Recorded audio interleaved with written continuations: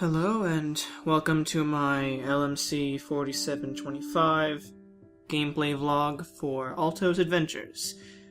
So, starting off, the first thing that came to mind immediately when starting this game was it bears a striking resemblance, not in visuals, but in gameplay mechanics to a game that came out several years ago called Tiny Wings, which was another iPhone game that was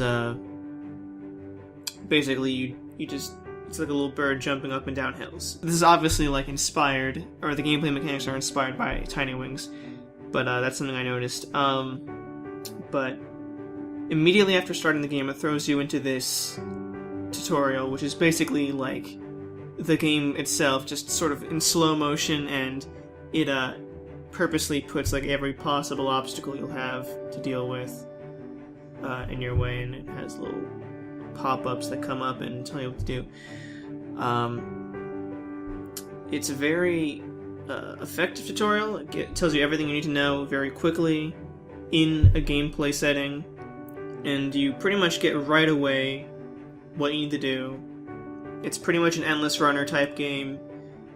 You jump over rocks, avoid obstacles, collect coins and llamas or whatever. So that's the core gameplay loop. And then there's like a workshop where you can buy upgrades with the coins that you collected, and then, you know, the cycle repeats. Interaction design. Basically, all you do in this game is the guy kind of runs on his own, he sleds down the mountain, and pressing on the screen anywhere will make the guy jump, and holding the button down after you've pressed it will make him start turning clockwise or counterclockwise to do like a little backflip. But that's the whole game. There are like mechanics relating to like you speed up on ice and you have to jump over rocks to not die, and there's also timing involved with jumps. There will be a danger sign a couple seconds before you have to make a jump over a pit or something, but that's about it. Visually, it's pretty simplistic. It's got a nice sort of, I don't really know what kind of art style I would call this. Very simple, a lot of flat colors. The thing that really stood out to me the most, I think, when playing this game, besides sort of comparisons to other things, was the audio design. I played this game with headphones on, and the music really sets the tone for this game. I imagine it would be a very different experience for me, I feel, if I had played this without headphones, or without audio, I mean. But it's a very zen kind of feeling. There's even as I found out a little later in my playtime, there's like a Zen mode where you can't die and just goes on forever, so I feel like the game creators knew this when they were constructing the music for the game.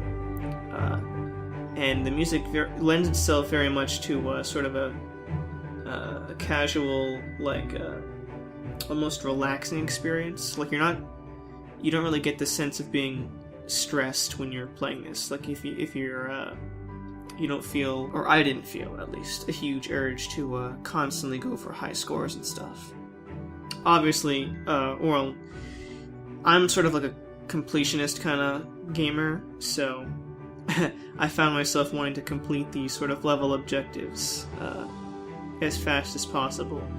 But that's just me. But I know I feel like if I wasn't sort of doing that, beyond that, the actual gameplay was pretty nice. I could imagine playing this on the bus, or you know, just having a chill time playing this game. The music is very nice. I might just listen to the music itself, like the soundtrack, in my free time if I get a chance. Let's see, difficulty. The game is not super difficult. It is an endless runner. It has one of those sort of harsh penalties where if you mess up once, you basically start the entire thing from the beginning again. that's that. But you can quickly get back into it after losing, and you don't feel like you've lost anything major when starting a new loop.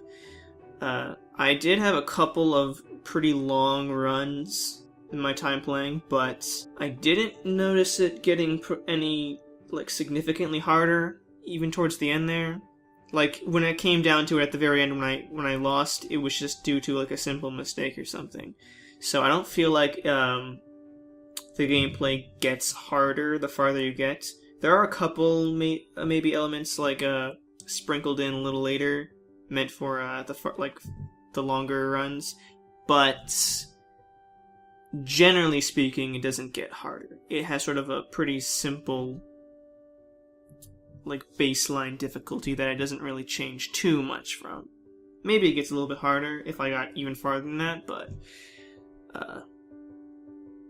from my observations, that's what I found.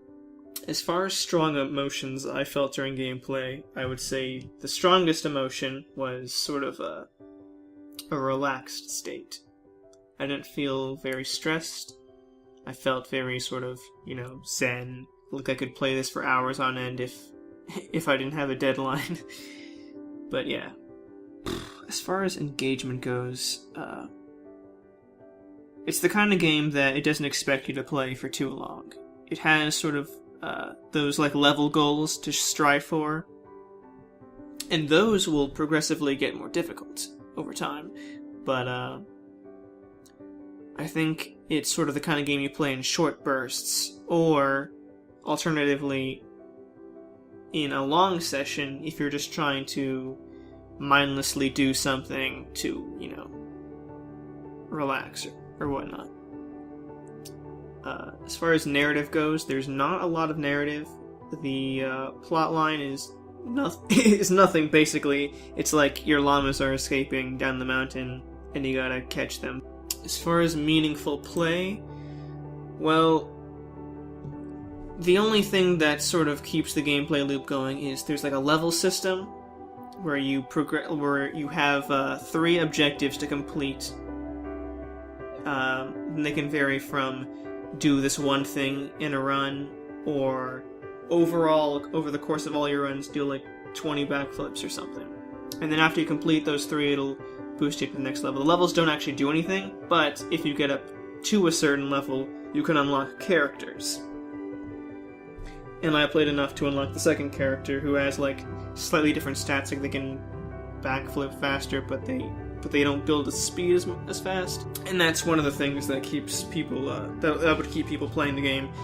The other thing is, as I said before, the coins you get. So as you're playing in the runs, you will pick up coins, and then you can go into this workshop area and buy upgrades, which will either like make power-ups last longer, or will put additional power-ups in the field, stuff like that. Anyway, that's all for my video blog, my vlog. Tune in next time for Braid. That's the next game, right? Yeah. Hope you enjoyed. See ya.